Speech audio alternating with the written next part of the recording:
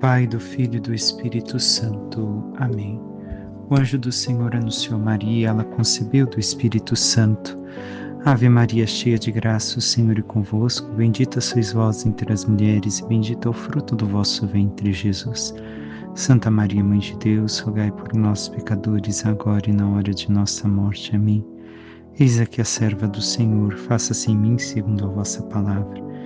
Ave Maria, cheia de graça, o Senhor é convosco. Bendita sois vós entre as mulheres, bendito é o fruto do vosso ventre, Jesus. Santa Maria, Mãe de Deus, rogai por nós, pecadores, agora e na hora de nossa morte. Amém.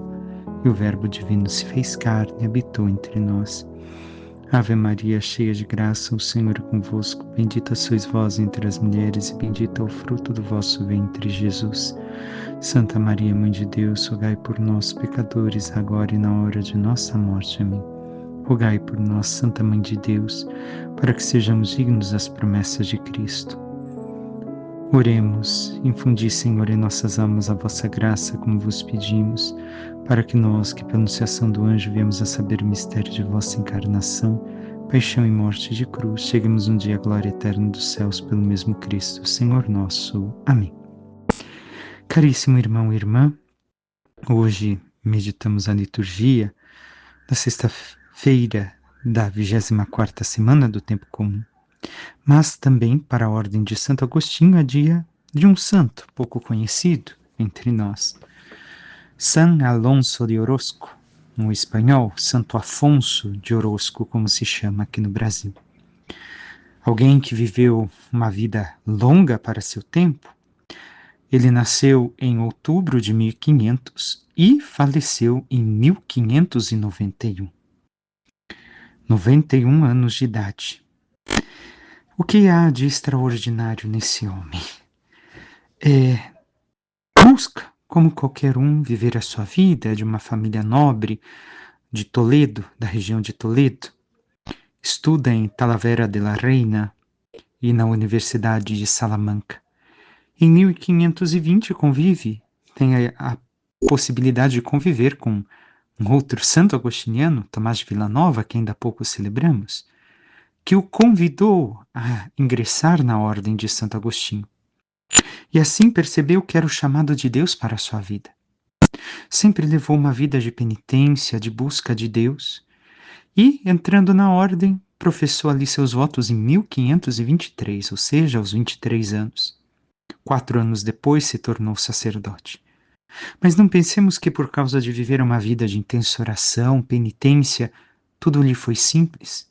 Tantas vezes tentado pelo mundo de seu tempo, mas também pela solidão que vivia, tantos momentos de sua vida e tantas coisas que passou, justamente também porque atravessou um longo período de aridez espiritual, desde 1523 até cerca de 1541. Longos anos de aridez espiritual. Mas seguiu firme, porque entendia que o chamado de Deus para ele era justamente ali na ordem, e não desistiu da sua vocação, mesmo diante de tanta tribulação. Trabalhou também na Catedral de Toledo, desde pequeno, onde aprendeu a música, que amou com muita paixão. Então, durante sua vida, viveu no convento de Medina do Campo, depois se torna prior de Soria, um convento em Soria e Medina. Em 1541 se tornou definidor da província da Espanha e foi levado como prior de Sevilha em 42, Granada, visitador de Andalucia e em 42 teve um sonho com Nossa Senhora em Sevilha, no qual a Virgem Maria lhe ordenava que escrevesse. E essa foi a origem de sua obra literária. Escreveu cerca de 20 livros. Em 49, tentou realizar o seu sonho de ser missionário no México, mas se enfermou no caminho e teve que regressar à Espanha. E se torna depois prior do convento de Valladolid, em 1554, participando como predicador da corte de Carlos V e depois passa a Madrid, onde vai morrer em 1561, vai para lá. Então, durante esse tempo, ainda por cima, ele funda numerosos conventos de vida religiosa agostiniana feminina, as agostinianas Recoletas de Santa Isabel e também as agostinianas descalças. É ele que dá origem a esses conventos que viviam até com sua predicação e seus ensinamentos uma rígida regra de vida, mais austera, mais fiel, mais exigente para consigo mesmo em relação à sua espiritualidade e santidade. Já ao morrer em 1591 tinha grande fama de santidade. E assim começa o seu processo, porém ele vai ser beatificado pelo Papa Leão XIII. Leão XIII, que tinha uma grande estima pelos agostinianos, canonizou Rita Clara de Montefalco e beatificou também a Alonso de Orozco. E canonizado por João Paulo II em 2002. Por quê? Porque o que aconteceu foi que houve uma mudança enquanto João Paulo II era Papa para a canonização e beatificação. Ao invés de necessitar de 2 milagres em cada caso, passou a necessitar um milagre para a canonização e um milagre para a beatificação. Com isso, já existiam 2 milagres para Afonso de Orozco e se pediu ao Papa João Paulo II que então o canonizasse, o que foi aceito.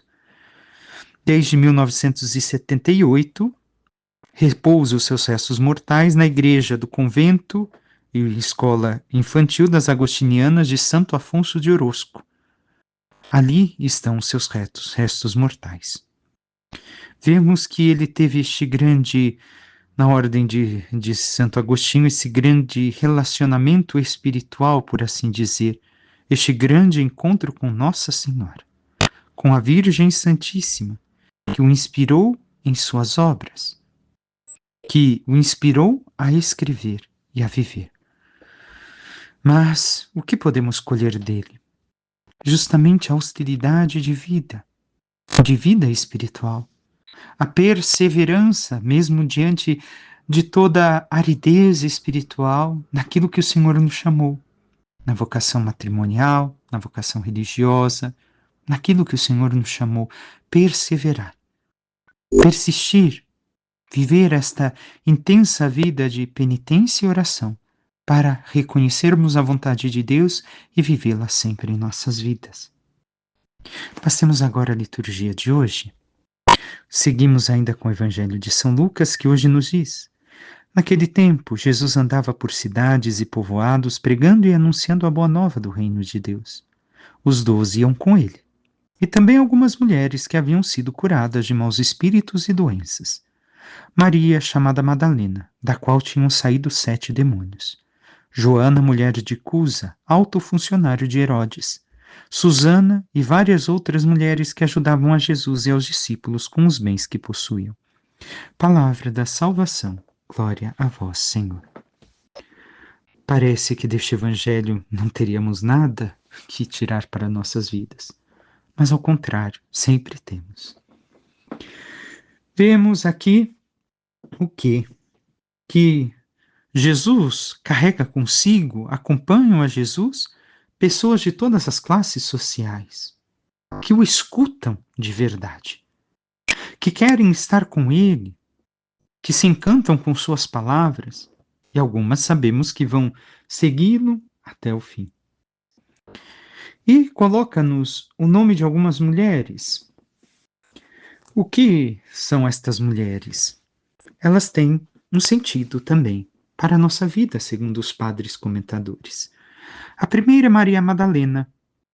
Magdala era uma cidade rica e provavelmente Maria Madalena, ao que tudo inspira, era rica porque O Evangelho mesmo nos diz que elas assistiam o Senhor com seus bens.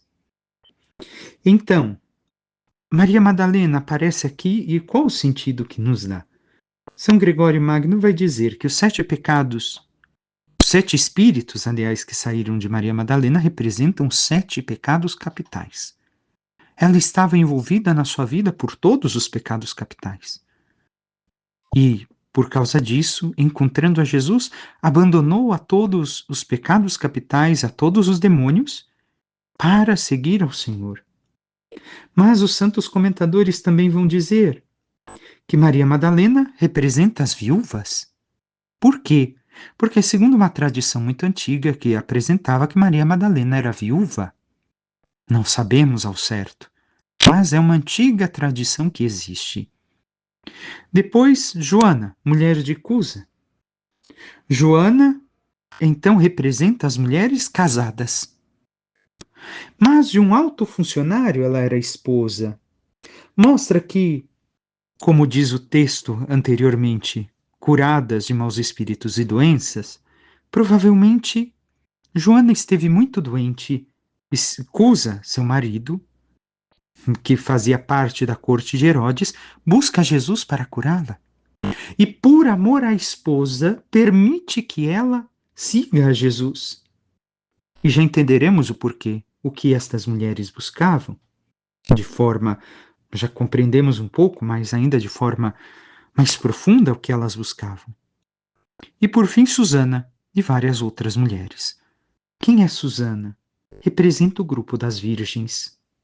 Susana nos lembra aquela Susana também do profeta Daniel, que, inspirado pelo Espírito Santo, mostra a maldade daqueles homens que queriam acusá-la de ter cometido um pecado que não havia feito, para ser apedrejada por causa de sua beleza. Então nos recorda também aquela Susana.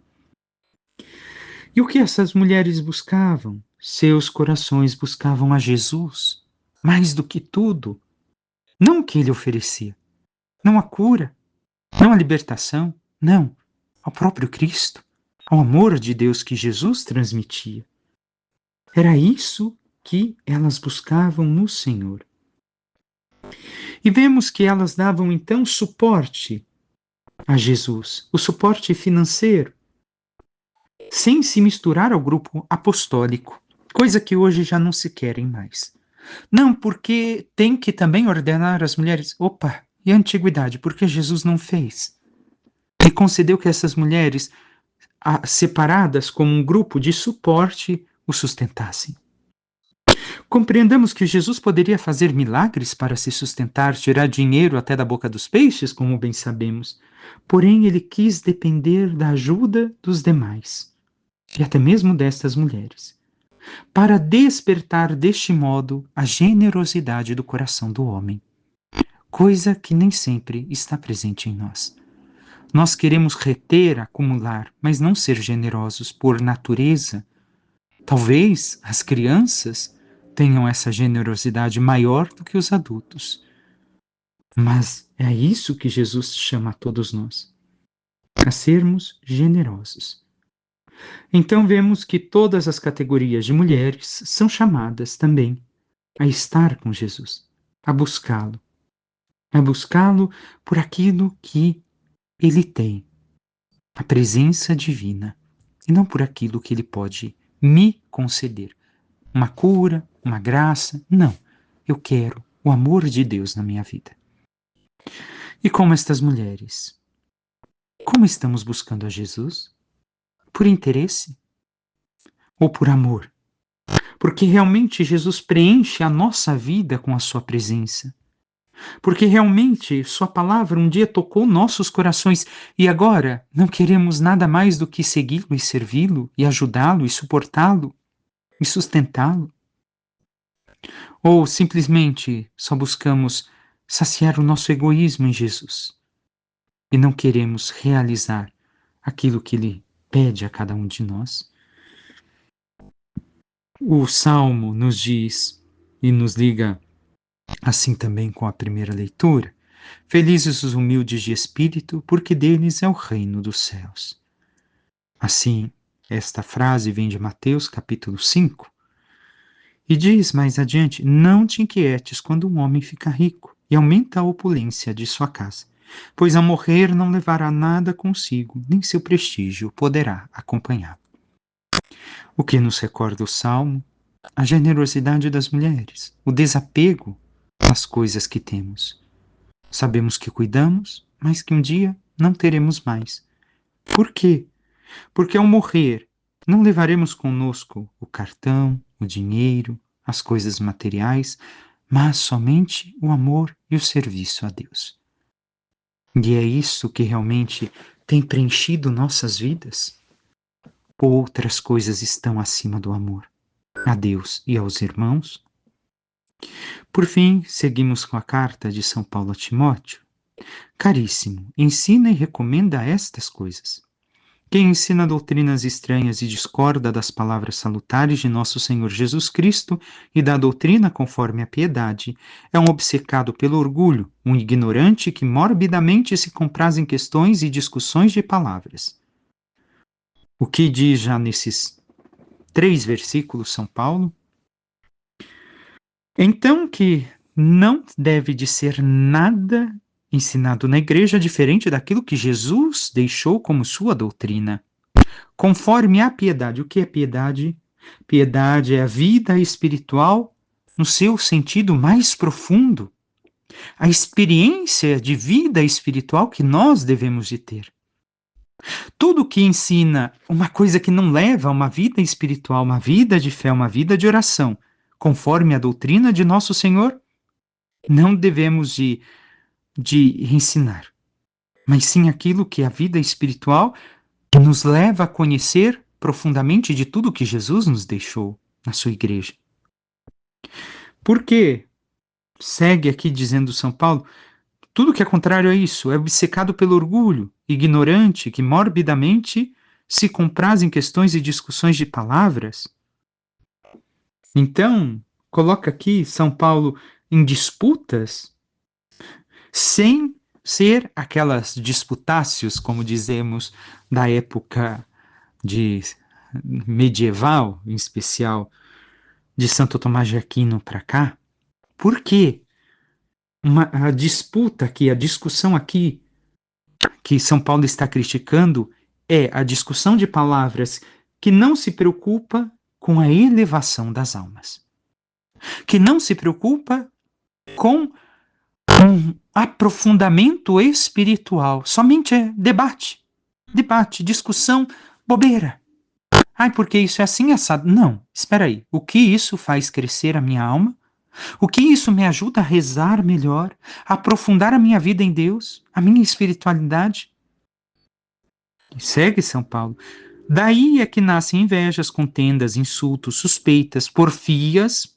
Porfias é o quê? Disputas de homens com mente corrompida e privados da verdade que fazem a piedade assunto de lucro. Então não é para ensinar uma piedade verdadeira, uma vida espiritual profunda, mas somente para ensinar algo para ter um lucro, e de qualquer forma de lucro, seja qual for, porque alguns que o lucro é o dinheiro, outros os presentinhos, outros a atenção que recebe para si, o carinho, mas não porque é fiel à vontade de Deus e aos ensinamentos da doutrina sã cristã, mas sim porque quer ensinar algo que receba algo em troca. E nós, como temos agido diante de tudo isso? Temos vivido a vida piedosa, esta vida espiritual profunda, e ensinado a doutrina do Senhor, ou somente disputamos palavras, fazemos discussões vazias que não nos ajudam a crescer em nada, que somente faz crescer brigas, discussões, contendas na igreja, entre nós, entre os grupos que participamos. Sem dúvida, grande fonte de lucro é a piedade, mas quando acompanhada do espírito de desprendimento. E aqui vemos que Jesus, por excelência no evangelho de hoje, nos mostra isso. Por quê? Porque ele ensinava a vida espiritual profunda, ele mostrou o caminho para o Pai, ele revelou a face do Pai, ensinou a rezar, ensinou o caminho da salvação, da santidade. Ele buscava lucro? Não, era desprendido. Confiou na providência. Lógico, ele precisava se sustentar quanto homem, mas a sua confiança na providência e o seu ensinamento autêntico da vida espiritual profunda trouxe tudo aquilo que era necessário para se sustentar enquanto caminhou nesta terra. Porque nada trouxemos ao mundo, como tampouco nada poderemos levar, como falávamos ainda há pouco no Salmo. Tendo alimento e vestuário, fiquemos satisfeitos. Não queiramos o luxo, o lucro. Não. Tendo o necessário para a vida, o Senhor nos concedendo aquilo que é necessário, o básico, poderíamos dizer, devemos de estar alegres e não esperar mais. Se Deus der mais, louvado seja Ele, mas se Ele me dá o básico, o necessário para a minha vida, louvado seja Ele também. Os que desejam enriquecer caem em tentação e armadilhas, em muitos desejos loucos e perniciosos que afundam os homens na perdição e na ruína, porque a raiz de todos os males é a cobiça do dinheiro. E realmente vemos os males do nosso mundo.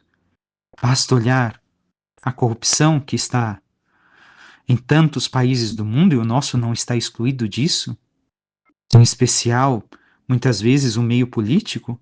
Por que tanta coisa errada? Por causa do dinheiro, a cobiça do dinheiro. Se quer ganhar mais, se quer receber mais, e para isso se faz aquilo e aquele outro, e se prejudica aqueles que deveria de ajudar, no caso dos governantes. Mas isso pode traduzir também em fatos, às vezes, as nossas vidas. Queremos somente o lucro? Cobiçamos somente o dinheiro? Cobiçamos somente o material ou buscamos as coisas espirituais acima do material? Por se terem deixado levar por ela, pela cobiça do dinheiro, muitos se extraviaram da fé e se atormentaram a si mesmos com muitos sofrimentos. E podemos encontrar isso em muitos lugares. Pessoas que deixam a fé para viver em certas heresias ou seitas por causa do dinheiro. Ah, porque se eu for ali, se eu participar deste grupinho fechado, eu vou ter dinheiro. Então eu vou para lá. Só que isso ocasiona, nos atormenta e causa sofrimentos. E muitas vezes pode não causar sofrimento aqui, humanamente falando, materialmente falando, mas na eternidade o sofrimento nunca mais terá fim. E vale a pena? Tu que és um homem de Deus, foge das coisas perversas. Procura a justiça, a piedade, a fé, o amor, a firmeza, a mansidão. Isto é para nós que São Paulo também diz. Foge das coisas perversas, que são contrárias, versus, que são opostas àquilo que é a Deus e àquilo que ele diz logo em seguida. Procura a justiça. Justiça é o quê? Praticar a lei de Deus, o ensinamento de Deus. A piedade, a vida espiritual profunda. A fé, o amor. A fé verdadeira que transforma a nossa vida, que nos converte. O amor de Deus, o caritas. A firmeza, ou seja, permanecer firme na fé, permanecer firme no Senhor. E a mansidão. Combate o bom combate da fé, conquista a vida eterna, para a qual foste chamado e pela qual fizeste tua nobre profissão de fé diante de muitas testemunhas. Então, combate o bom combate da fé, luta aquilo que a tua fé te chama a lutar para conquistar a vida eterna. Deus nos oferece, é um presente de Deus, mas devemos de recordar que também requer nosso esforço, nosso combate contra nós por primeiro, contra o mundo, contra o pecado, contra o demônio, contra as paixões, para que possamos assim conquistar a vida eterna. E o quanto estamos combatendo? Peçamos à Santíssima Virgem Maria, nossa Mãe, que interceda por cada um de nós e nos ajude cada vez mais em compreender aquilo que o Senhor nos ensina. E assim praticarmos na nossa vida espiritual, na nossa oração, esta vida espiritual profunda de união com Deus como ela viveu, para que, vivendo nesta intimidade, no amor a Deus e no amor ao próximo, buscando tudo aquilo que o Senhor nos impele a buscar para a nossa santidade, vivamos uma vida virtuosa, uma vida santa, para que possamos um dia receber a glória dos céus. Louvado seja nosso Senhor Jesus Cristo, para que sempre seja louvado. Por intercessão da Santíssima Virgem Maria, de Santo Afonso de Orosco, de todos os santos e santas de Deus, desça sobre vós, vossas famílias, vosso trabalho e tudo que vos pertence. A bênção do Deus Todo-Poderoso, que é Pai, Filho e Espírito Santo. Amém. Um santo e abençoado dia a todos.